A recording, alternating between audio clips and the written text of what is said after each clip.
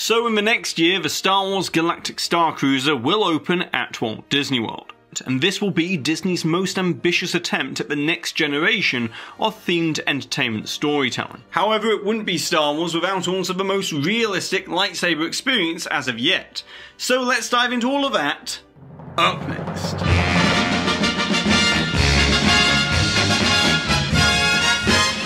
Hi there Waltoneers, I'm Jack and this is of course DSNY Newscast. Before we get started, today marks the 4th anniversary of this channel. And so I just wanted to say thank you to every single one of you who has continued to support the channel over the years. As in all honesty, I didn't think it would be nearly as well received as it was all those years ago. And in a weird way, that kind of brings us to the topic for today. As one of the first things that I ever covered on this channel back in April of 2017 was the yet to be officially announced Star Wars Hotel. And over the years I've covered the development and the construction phases of this project. But now we're beginning to learn even more details about this 2-day, 2-night experience and how it plans to fully immerse guests like Disney has never done before. But the success of the Starcruiser hinges heavily upon the technology and special effect illusions being integrated seamlessly throughout every aspect of the experience, with this ranging from the holograms to the interactive characters, droids and aliens, and even the digital windows out into the vista of space that I previously detailed back in February, which will be a mix of half-domed infinity display technology for the cabins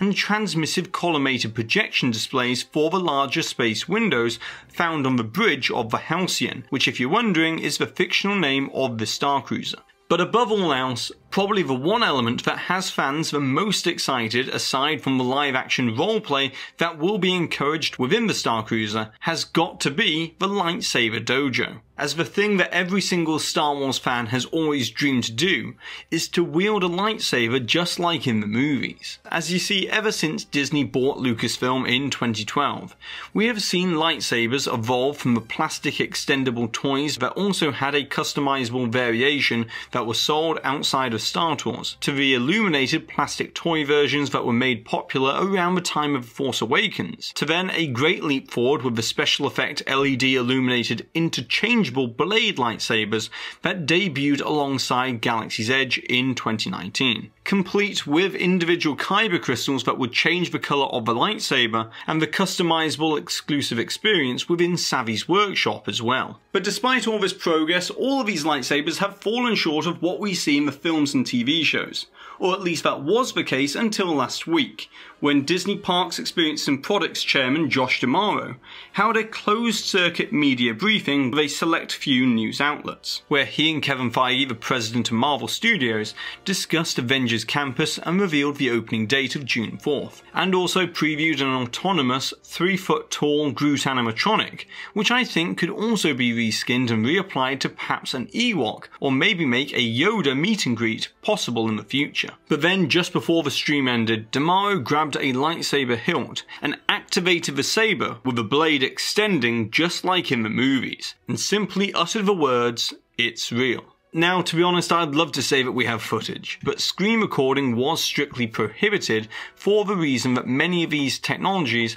are still in development. But judging by the media reactions, this effect was incredibly convincing, with even the Imagineering lead on Galaxy's Edge, Scott Trowbridge, confirming on Twitter that it was indeed a physical effect instead of CGI, but it's not ready for release just yet. So since we don't have footage, but what we have are numerous Disney patent filings that we've covered over the years. And there is one in particular that demonstrates the exact functionality as described. And that is this patent filed in 2017 for a sword device with retractable, internally illuminated blade. And the way this works is that inside the lightsaber hilt, there's a rolled spool of interlocking plastic pieces with an internal strip of double-sided high-powered LEDs that is then released from the hilt with a motor and drive train. But upon exiting the hilt, the two semi-cylindrical plastic blades are then zipped together to form one illuminated lightsaber blade. As it's even stated in the patent that these two spools of plastic blades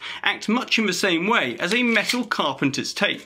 But you see, where this can easily bend, that won't happen with a lightsaber, as these two plastic blades are zipped together, which further reinforces it and makes it more structurally sound. And because it has a motor and a drivetrain, It means that retracting the blade is just as simple as the blades unzipping and returning to their spooled state once again. But the thing about this setup is that despite the design maintaining its rigidity when in use, such as waving the lightsaber around, it does state in the patent that this is intended for theatrical prop use or as a collector's piece, and probably would not withstand Star Wars fans' extremely zealous lightsaber duels. But this lightsaber patent, and the real lightsaber effect that it generates, will likely be featured throughout the Galactic Starcruiser as part of the theatrical elements with stunt performances, and will of course, if we know Disney, will be available to purchase as well. Although it's doubtful that this will be the exact lightsaber used within the Lightsaber Dojo.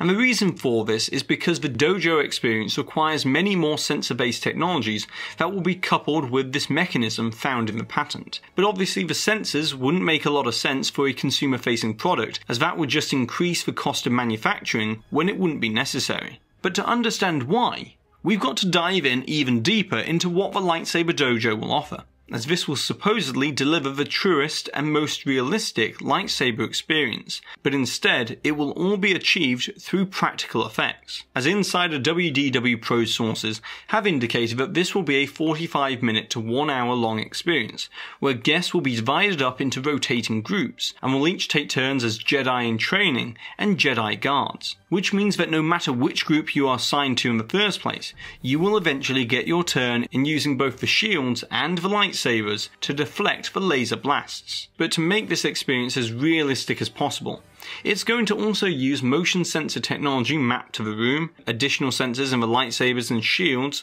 tracking location with pinpoint accuracy, fiber optics embedded within the walls, ceilings and floor to make the laser blast visible and in real time, and also Imagineering is said to have developed a specialized form of smoke machine that is safe for guests with pulmonary issues, which might also make its way to Buzz Lightyear's Astro Blasters eventually as well. But coupling all of those elements together means that we'll be able to get our chance to train with a training remote in a real physical space with real physical illusions and effects that will feel as close to this scene of Luke Skywalker from A New Hope as possible. And rest assured, this isn't going to be like the Jedi Training Academy, but instead this experience will vary in difficulty level that will be extremely challenging for adults as well. Now, as you can imagine from what's been described, the Lightsaber Dojo is an integral part of the storytelling experience on the Galactic Starcruiser, along the bridge and control room training and operation, the Silver Sea Lounge, a stint in the engineering room, and an exclusive excursion experience down to the planet of Batuu that we'll discuss in the future. And because of this, the dojo may also be very important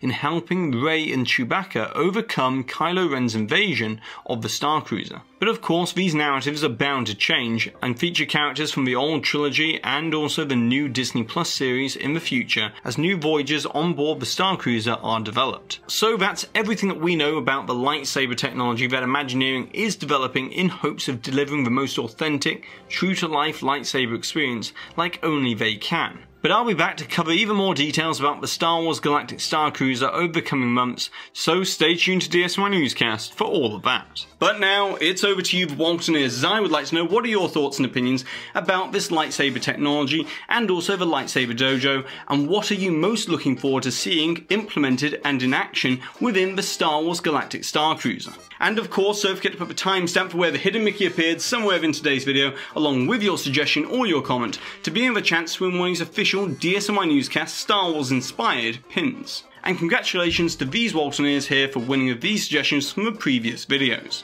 And so that's it for today, so be sure to go ahead and subscribe down below if you're new to this channel, hit that notification bell so therefore you always receive an update whenever I release new videos, and if you enjoyed today's video then be sure to give this video a massive thumbs up as it really does help this channel out. And I've been Jack, you've been you, and I'll see you real soon.